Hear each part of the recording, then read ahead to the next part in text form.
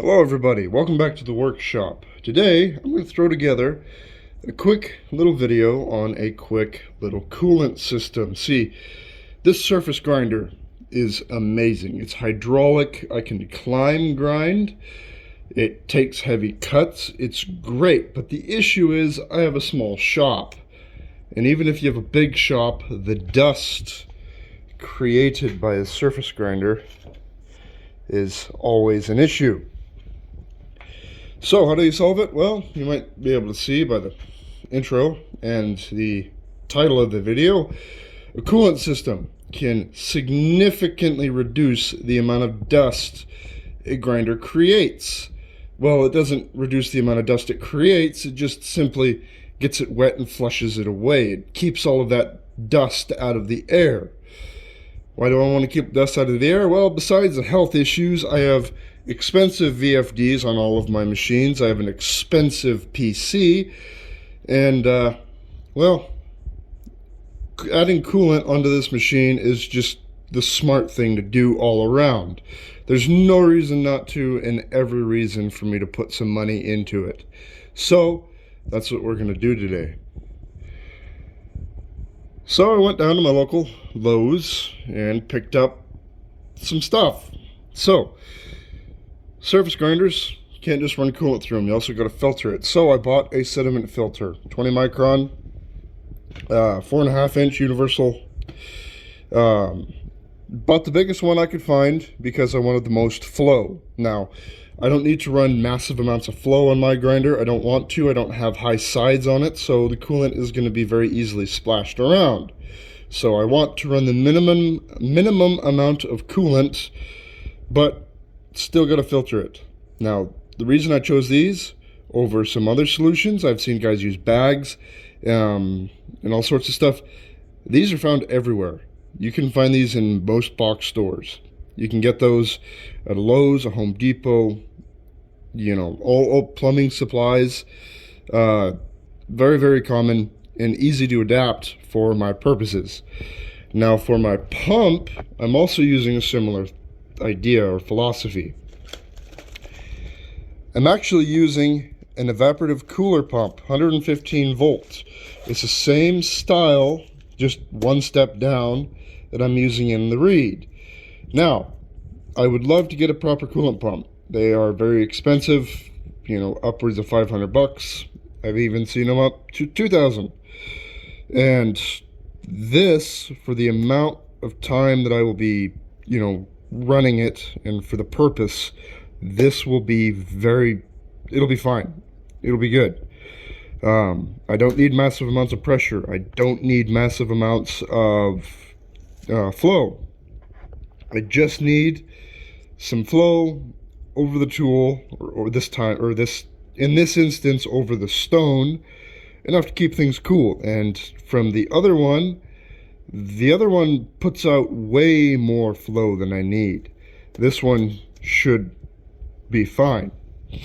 If you're worried about wear, most of the parts in this are in fact plastic.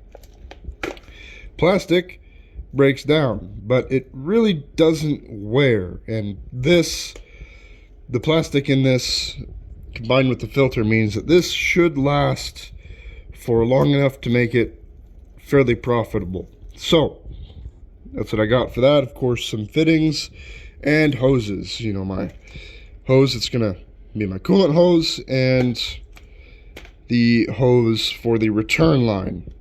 So of course a bucket for the actual sump.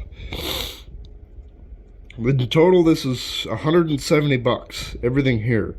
I am gonna have to use some of my own supplies, so you might be able to add on another, say, 30 to 40 bucks for everything that I'm supplying from my own shop. So you could have a coolant system, if this works, a coolant system for maybe 200 bucks. So I'm gonna assemble it and bring you guys back. So this here is the setup before filling up the bucket with coolant and getting everything together. pump is zip tied to the lid because the pump is not supposed to be submerged in any liquid. The pump itself, from about here up, that's not waterproof at all, so you got to be careful. Filter's on, just a chunk of pipe with a bunch of holes in it, threaded one end for a bolt because it wasn't long enough for a cap. It's connected up to the return line. The pressure line is going out. So those two will get connected. The pressure line will get connected to a chunk of lock line and a valve so that I can direct the stream exactly where I want it. The return line will just get plumbed up to the return that's on the machine. I wanted to show you guys this before I got it all assembled. So now we're going to fill this with coolant and water and get the rest of it done. So this is how everything turned out. Of course, it's on. That is max flow through this here valve. Ooh, problem. Sucked up an air pocket or something. Coolant seems to be flowing down nicely. Ooh, it's sucking up air or something.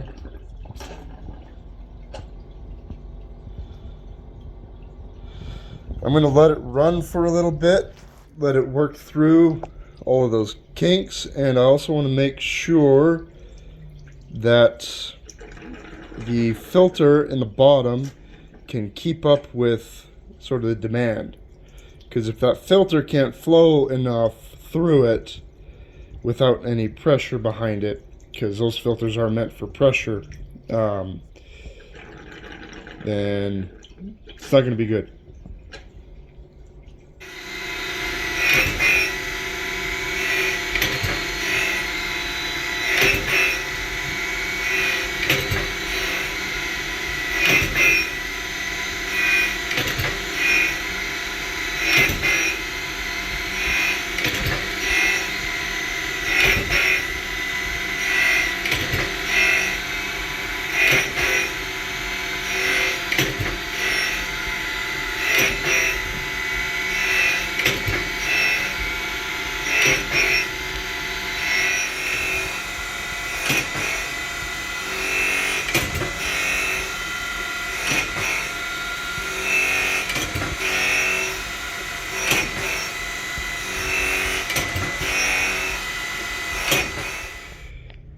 So as you guys can see, that coolant system works pretty good, especially for just a cheap little, using vinyl tubing and 3 inches of lock line. It works pretty nicely. The nozzle here, what I did to attach it, I went to the scrapyard and bought as much tubing and fittings as I could. They had this massive manifold. I took it all apart, put it all into a 5-gallon bucket, and a bunch of these 3-way valves came with it. So I have a plug in one side of the 3-way valve welded to a nut, which is screwed onto the wheel guard, which works perfectly. It's rigid and solid, doesn't move around. It's very, very nice. That's attached there. Instead of a barbed end, which I couldn't find, I didn't have one on hand, I just took a regular pipe nipple, and those work fairly well as barbed ends unless you're doing anything with high pressure. This is an extremely low pressure system. It's all about flow. There's no real pressure that is required. And overall it works very nicely. It's very quiet. It does the job. No complaints. If you need a coolant system for your machine, well, run down to Lowe's or Home Depot or really any hardware store that sells evaporative coolers, 5-gallon buckets, and a little bit of tubing, maybe a filter if you're so inclined. So, with all that being said, please like and subscribe, and have a good day.